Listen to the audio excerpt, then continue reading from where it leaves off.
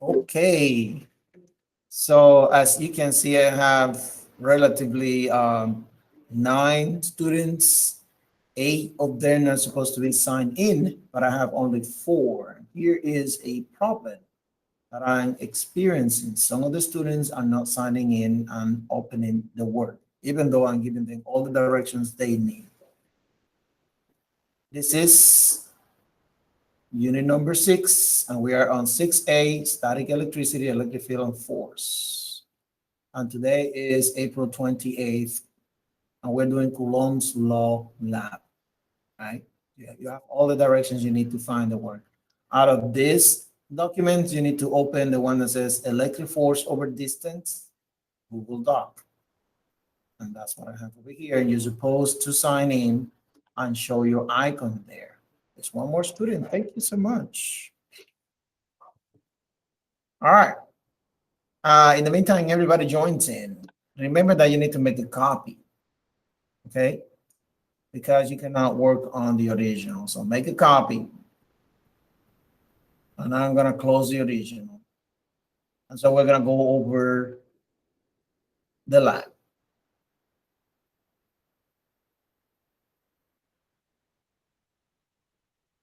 What is the problem statement here? Okay. How is the electric force on a test charge changing with the distance as you move away from the source? Okay. Now, these Van der Graaf generators are working by friction. So what they do is they're rubbing a material against another one, separating the charges, and then you have a belt that is moving around. And then the belt is rubbing with the another rubber cylinder that is in the axis. You have one axis at the top, one axis at the bottom, and the belt is going. It's like a conveyor belt. But that friction between the cylinder, sometimes they call it the drum, right? And the belt creates a separation of charges that you can pick up those charges with a metal wire. And then you can transfer the charges to the big sphere you see at the top.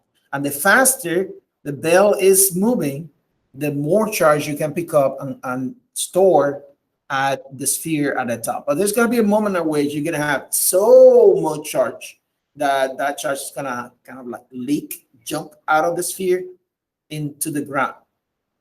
Okay. We're assuming that that sphere will be accumulating electrons. Okay. And that we're going to avoid that leaking process. Okay. So what I mean is that when I switch this on, I'm not going to have it on all the time. So I'm going to switch it on up to certain speed. In this case, in this particular model, you can set up the speed the bell is going around. So I don't want to go all the way to the maximum value because then I'm going to accumulate too much charge. Also, if I control the speed, I can control the amount of charge on the sphere. So what I did, I don't know if I'm going to be able to show it to you today, because today is a moist day. There's too much moist in the air.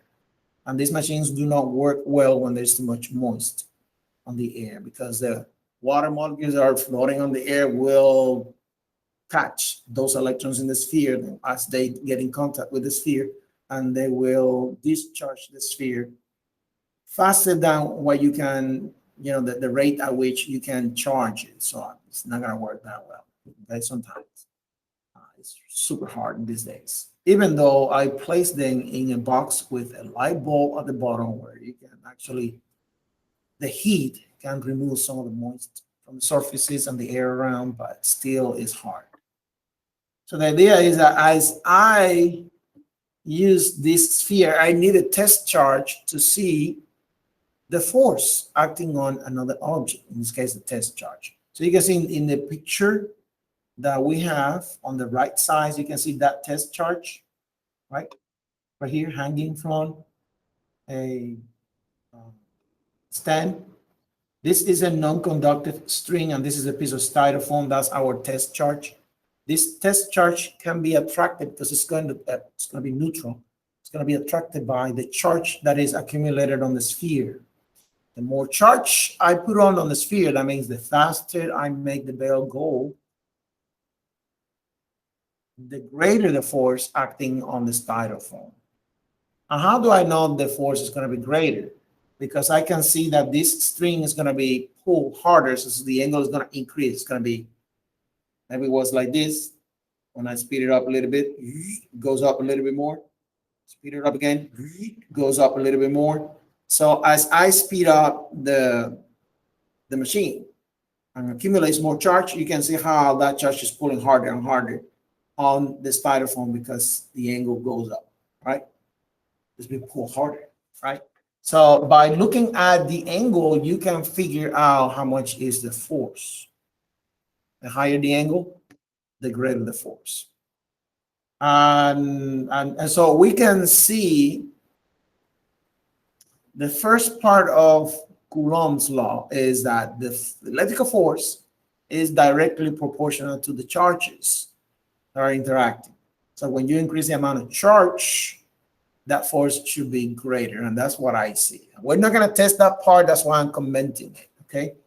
But we're going to test how the force changes with the distance. So if I get this test charge and I move it from a far distance, I start moving it closer and closer and closer to the sphere. What are we going to see? Are we going to see more force, less force? How is that relation between distance and force? Will it actually follow Coulomb's law? And that's what we want I want you to do on this lab, okay? So the hypothesis, the expectation is that as you move closer and closer to the sphere, you're going to see more and more force. That's the expectation. Will that happen in reality? Well, that's what I want you to work on, okay? So we don't have to get into the particulars for the preparation and the procedure because I did it for you. And when I was doing the lab, I took pictures. When I placed the charge at different positions, at different distances from the sphere, I took pictures of it so you could see how the angle changes with each position. All right. And then your goal is to use those pictures to measure two things: the angle between the string and the vertical line and the distance from the styrofoam to the sphere. And for that, we're going to use a protractor for the angle, and we're going to use a meter stick for the distance. So there is a meter stick on the background. You see the meter stick on the background over there on the picture? And that's the one you can use to measure the distance. And then we can use a protractor. I'm using a software that's called Active. What is it? Oops. Active Studio, right? From Promethean. The ones who build the Promethean boards on the classrooms, the ones we have in the classrooms. And you can add a protractor to the screen and then do the measurements of the angle very easy. So I did that, and I took a picture of that, and I put it on your lab worksheet. Okay. So you're responsible for filling in the table. Now, the way you're gonna do the table is you're gonna do the table first in a Google Sheet. In that table, you have the formulas that help you calculate the force from the angle. It's already there embedded in this document. Okay, I already made it for you. All you need to do is just enter the angles values and enter the distance values in centimeters, and the table has the formulas to convert the distance to meters and to convert the angle to force. So what I want to do is I want to go over the explanation of how you can get the force from the angle, okay? And that's the next step. So the idea is for you to have distance values, and then you can calculate 1 over distance squared and put it on this column over here. And then you can have electric force On the last column, you can plot a graph of force versus distance and see how it goes, and force versus 1 over d squared to check if we can get a straight line. That's called linearization of the data. We should have a direct relationship between force and the inverse square of the distance. And if Coulomb's law is correct, you should see a straight line on the second graph. So the first graph is going to be force versus distance, and you should get a line that goes like this. It's like an inverse relationship, inverse square relationship. So you can see something. And then when you do force versus 1 over d squared, you're going to get a straight line. If Coulomb's law is correct, and it's applying and it's working for this particular case. And then you're going to have to work on the analysis part and do the post-lab questions. That's on you. You can do the inquiry question too. And these are the pictures, okay? So, so you have the protractor right there. And as you can see, it says 270 degrees here. That's to make sure that the protractor was vertical. And so you can measure the angle from the vertical line to the string. So for example, in this picture, you can see the angle is 14 degrees, 14.5, around that. 14 degrees is, I think it's okay. So you can actually measure the angles. You can see this is picture number 1. Where is the styrofoam? How far it is from the sphere? All you need to do is look at the numbers here. The 0 is on the sphere. This is 20, this is 30, 40, 50, and then you're going to have to count the centimeters. 1, 2, 3, 4. So it's about 54, 55 centimeters, something like that. 54. Kind of like you want to know where the center of the styrofoam is, how far it is from the sphere. Okay, so you just look at the number. Okay, and let's pretend that the 0 is correct here, which is okay. All right, you will see the same relationship. We might have a systematic error, but the graph will give me the right relationship. So this is picture number 2. Look at the angle and the distances. See picture number 3. So what I'm doing is I'm moving the stand closer and closer to the sphere. Okay, that's what I'm doing here. And obviously it's going to get closer to the sphere, right? And you can read the positions and the angles at each of the pictures. So it is really hard to do the lab for a student because you have to keep into account a lot of details, and you have to be very careful. So, and also because of you're not here, there's no one here. Hey, no one. So I think it's a lot better if I give you the pictures and you can get the data from there. But look at that. Look at that force. Okay, I think that's the last one. I had another picture, but it wasn't good. When I did this, I collected the data and I graphic. I realized that the last picture was not giving me good measurements. Something went wrong in that one.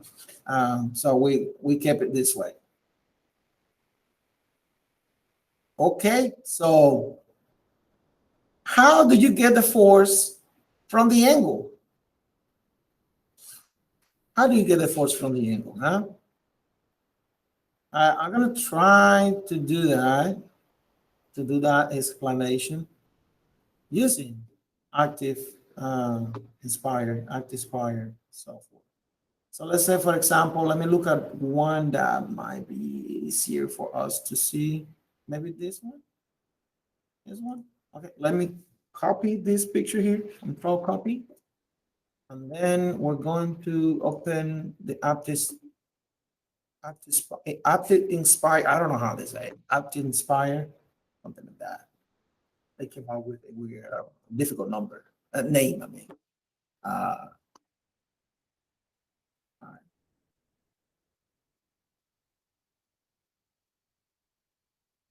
All right, let's see if I can move it here. This is just what they use in the Promethean boards. The boards, right? Let me see if I can paste this picture. Let me see if it works. Oh, it looks like it's not pasting the picture. Let me try again. I think, yeah, I don't have it here. Okay, so what I'm going to do is I'm going to bring it.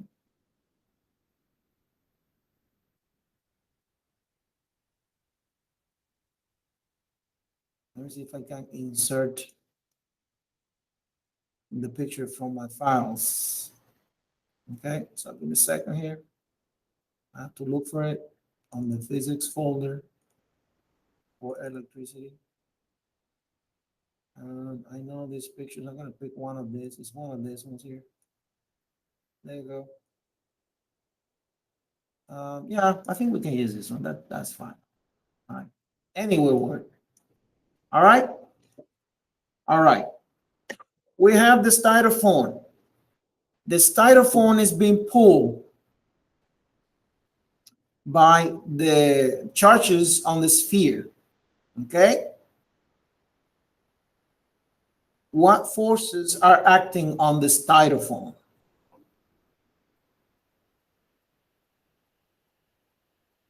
It's been a long time since I don't use this.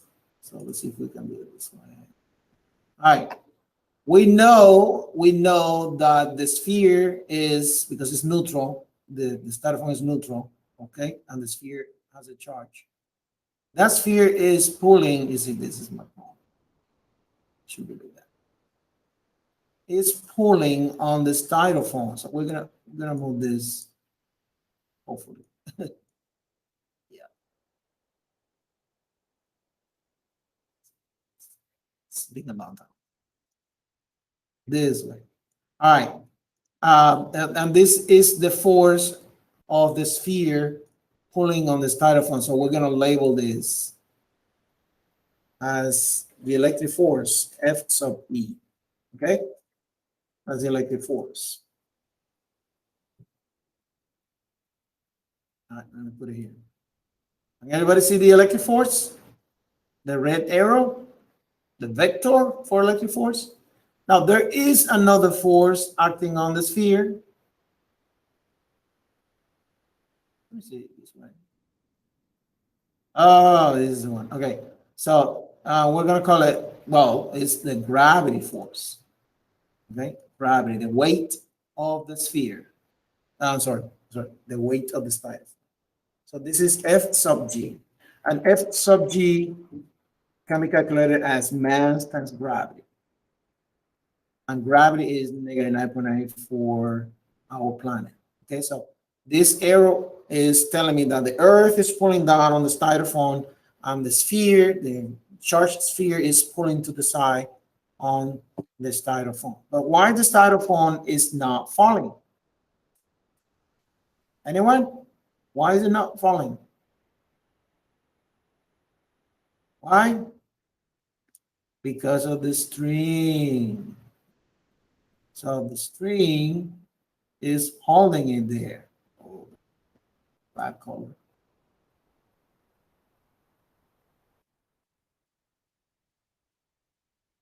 All right. So the string is holding it there with a tension force. We call it T. Okay. So these are the forces acting on the styrofoam. And when everything happens the right way, that styrofoam will hang in there without moving. All right. So now we're going to apply the physics we know from previous units. And I know you don't remember, but I'm going to remind you. Okay. So the net force acting on the x-axis is the horizontal direction here. Let me put it maybe this way. Okay.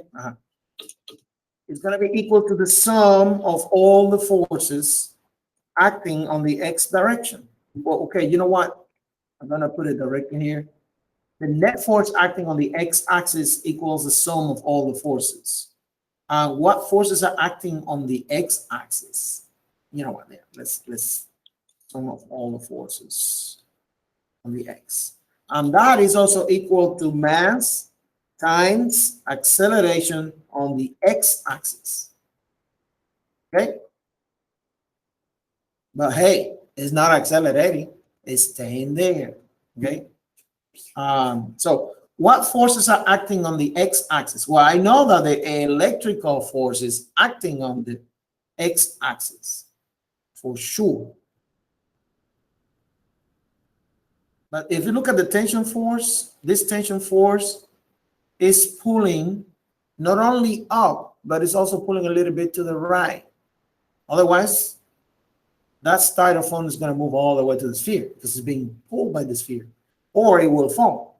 So that tension force is compensating both the electric force and the weight of the styrofoam. So what I'm trying to say is that we have to consider the two components of the tension force. It's going to be one component pulling on this direction, and we call that the x component. Might be more visible. This is the x component of the tension force, and then you have also the y component of the tension force. Okay.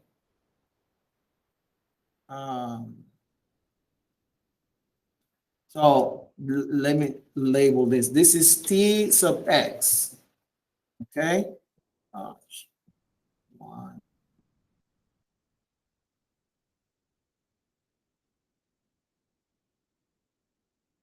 Let me use this so you can see it. And then you have also the tension force pulling up on the screen, and that will be called the y component of the tension force, or T sub y. Following me? Sometimes the background is not helping, right?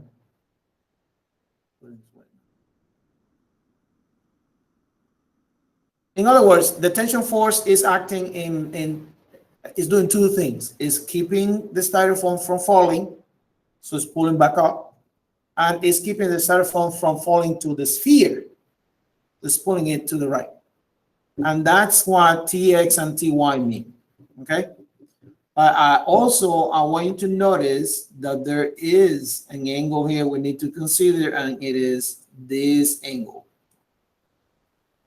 And if you measure this angle and you measure the angle from the string to this vertical line, what can we say about these two angles?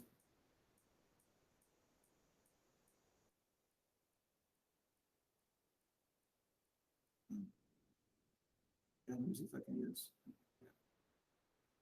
this color. What can we say about these two angles? Well, you know what? Made a mistake here. They're not the same angles. I'm gonna measure actually this angle should be equal to these because they are in the same diagonal and between parallels. That's the right angle. All right, so if you call this angle theta or alpha, beta, it doesn't matter. Let's call it O or theta. Then this angle here will be also theta. It's the same angle, okay? So if I measure this angle here, I'm also measuring this angle here. Why I need the angle? Because I need to see the relationship between the y component and t, and the x component and t. We need to know how they relate. And this is called trigonometry. Okay. But let's go back to the equation for the net force on the x-axis. So the net force on the x-axis, now we can write it down because now we know that the forces in the x-axis are the electrical force and the tension force on the x direction. These two add to make the object accelerate. on the x-axis. So in other words, FE, right, plus EX will act together in a way that the acceleration is going to be zero. Remember, the styrofoam is not going to be moving from there. It's going to be stable. So that means that the acceleration is going to be zero. And 0 times the mass is 0. So that's the condition for equilibrium for the styrofoam on the x-axis. Okay? So I can move around Tx to the other side of the equal sign by subtracting Tx in both sides. And I get Fe equals minus Tx. Okay? So that is the equation for the forces on the x-axis. Similarly, you can do the equation for the y-axis.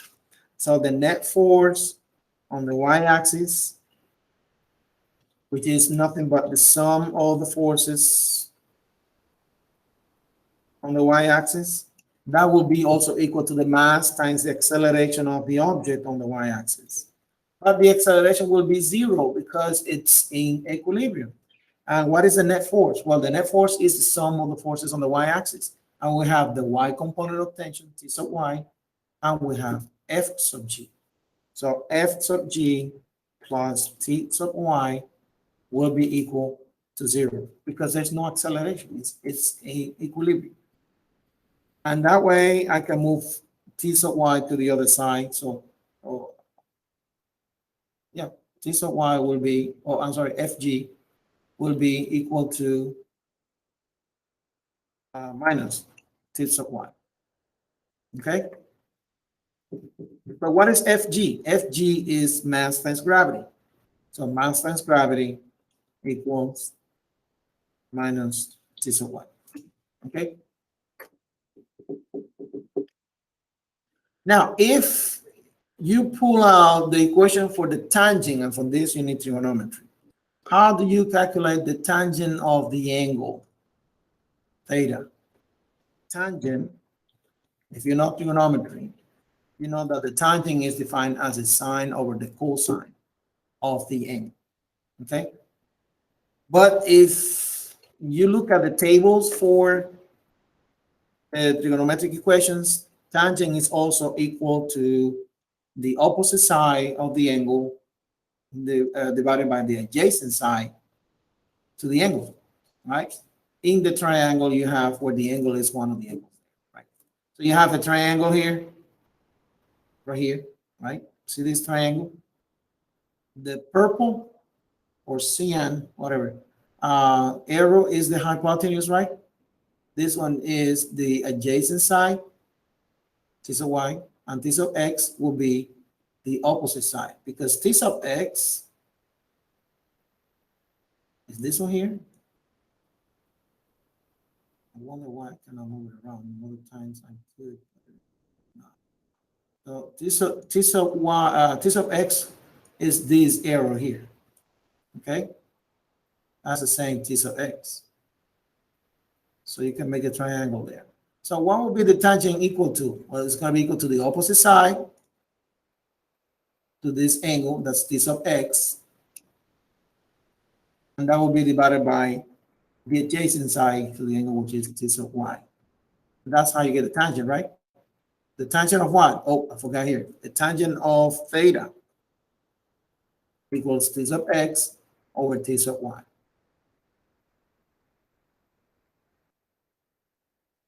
Correct?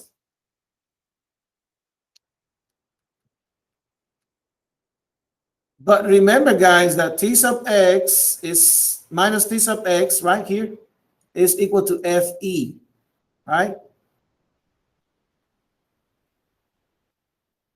So you can put a negative sign here, and you can put another negative sign here, and it won't make a difference because the negative signs will cancel out to positive.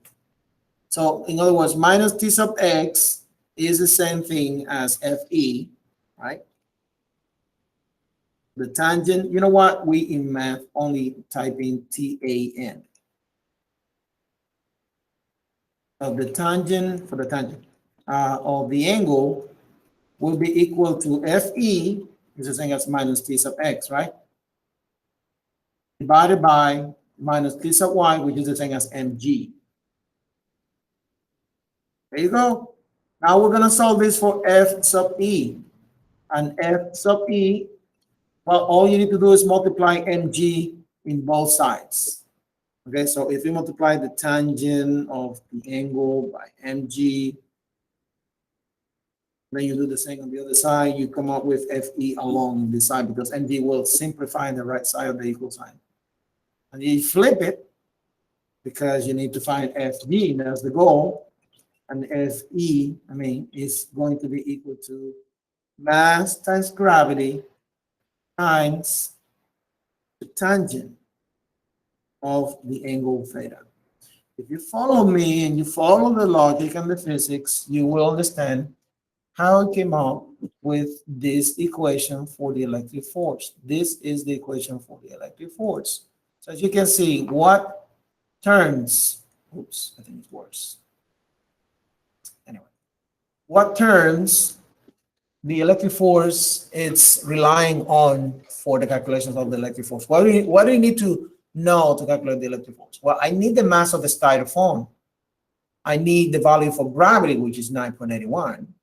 I need the angle so I can get the tangent of the angle. So remember, all this is multiplying, right?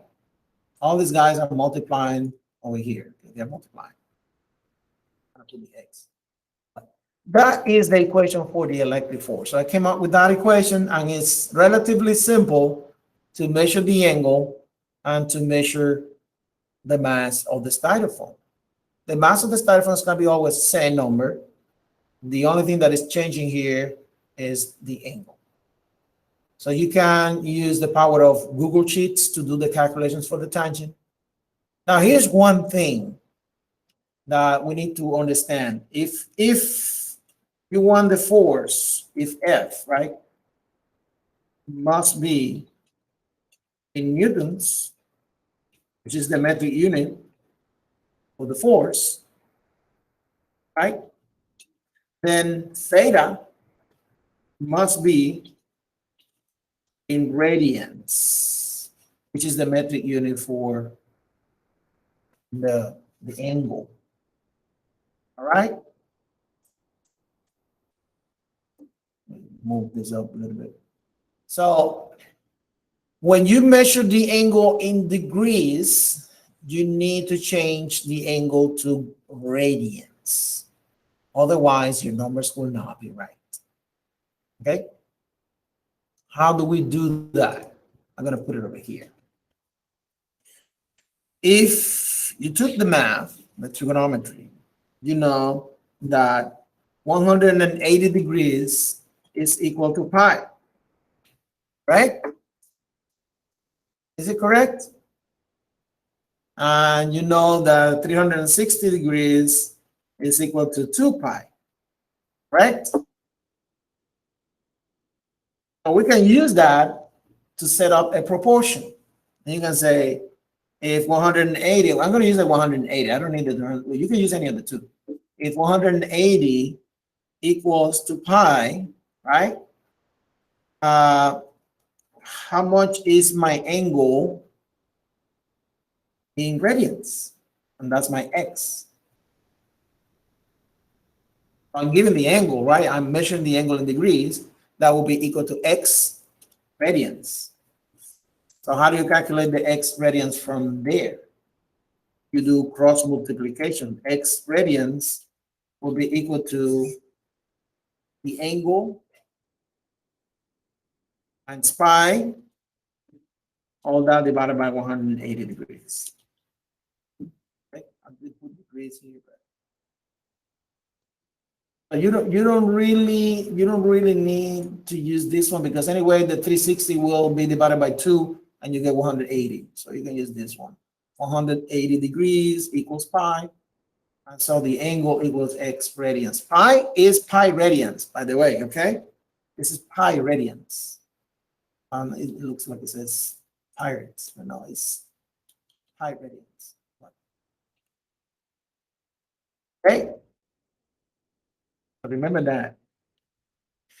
So as you can see, radians will cancel out, you're going to get degrees will cancel out, you're going to get radians. So that's how you convert the degrees into radians. It is in the Google Sheet. I'm just explaining what the Google Sheet is doing, what kind of math you will see done in the Google Sheet. So you don't look at it blinded, okay? So you see, I'm using all this time to explain you the physics and the math behind the numbers you will see in the Google Sheet. Okay, so that's the way you use the physics to solve for a problem. Right, so now we can get the force by only measuring the angle. Okay, pre-AP physics students, you should be able to understand what I did on the board. All right, so I'm done with this part. It's in the recording. You can play back the recording as many times as you need. You can pause the video, etc., etc. But that's the way it is. All right, so the electrical force is equal to the mass times gravity times the tangent of the angle. And then you can measure the angle in degrees, but you need to convert it into radians before you do the math for the force. Because the tangent of the angle, that angle has to be, in order for you to get the tangent value right, that angle has to be radians. All right, so let's go back to the lab. This is the lab, right? Let's click on the Google Slides. This is your Google slide. You have to make a copy of this Google slide so you can have your own Google slide, okay? So don't forget, you need to go to File, make a copy. Don't change your the original. I don't even know if we can change it. I don't think so. So what are you going to do? You're going to go to the pictures and you're going to read the angles and you're going to enter the angles here. Let's say this is 12. Okay, you see how Google Sheet changes do the calculations to change the degrees into radians automatically and calculates the tangent of the angle automatically. Then you keep on entering your numbers, right? I don't know, I'm just making up the numbers, but you can see this is automated. So you can get the calculations there. So I put ones because I don't want the system to give me weird parameters there, but you have to change those numbers in the yellow columns to your measurements. The same for the distance. You're gonna have to measure the distance very carefully, and then you're gonna enter the centimeters. Let's say you enter 54 centimeters. It will divide this by 100 to get the meters. That's what it did in the next column here. And it will find 1 over d squared and write it down here. It will calculate that for you. Now, on the next column here, the last column you see here is the value of the force. And as you can see in the formula, it's going to multiply 9.81, see there, times the mass of the styrofoam that happens to be very small in kilograms is 0.00018 kilograms. That's 0.18 grams, okay? Approximately 0.2 grams. Styrofoam is light, all right? And then it multiplies these two numbers by the tangent of the angle. So it's mass times gravity times the tangent of the angle. That's how you get the force. Okay? So you get the force values, and you can see the force values are really small in newtons. And that is expected because the electric forces you can get between these charged objects it's small, okay? And it's a good idea that it is small because otherwise the electric force will tell us, will actually overtake gravity, and instead of we walking on the floor, we will be walking on the walls, on the ceiling. It depends on where is the more electrically charged object. Imagine that you can stick to someone else as you move on the hallway just because of the electric force. It's a big electric force. So it's a good idea for these electric forces to be small, so they don't mess up with our daily lives. All right. Um, that's it. The rest is for you to see what you get in the graph and understand the information on the graph. Okay? So you're going to get the electrical force versus distance in the first graph to your left. And you should see that the electrical force is decreasing with the distance. That's in the hypothesis. And then you will see if you plot the electrical force versus the 1 over d squared, inverse square of the distance. If Coulomb's law applies, you will see approximate. It's not going to be that easy to get a super straight line, but it's going to be very close to a straight line. Okay. So remember, every time you do measurements in a lab, you will have fluctuations in the data. That's normal. We cannot get to many points, as you can see. We got only 6 points for our graph, which is a lot of points, let me tell you. But it's enough for us to see what we need. So what are you going to get when you get the second graph to your right? What are you going to get from there? Well, you're going to get the equation of the line. And from the equation of the line, here's the equation of the line. I hope you can see it because I know it's very small.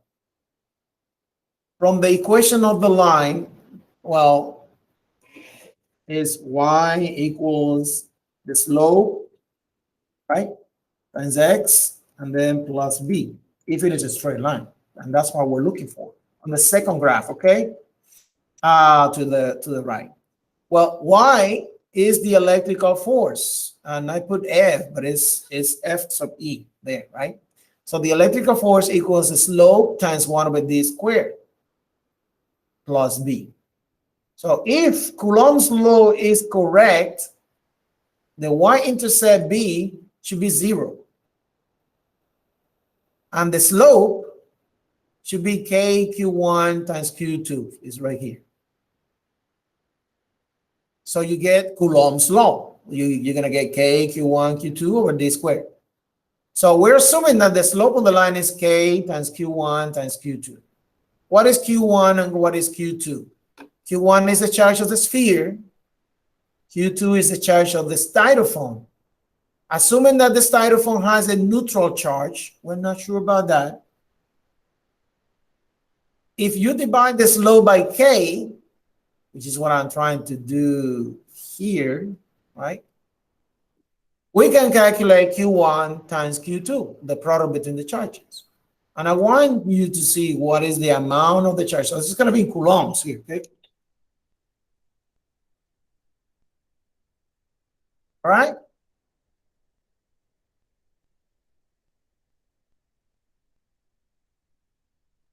And I was reading some information from, actually is here, okay? In the review, they're talking about what amount of charge you are expected to see in a lab like this one. And they're talking, I think it was here, yeah.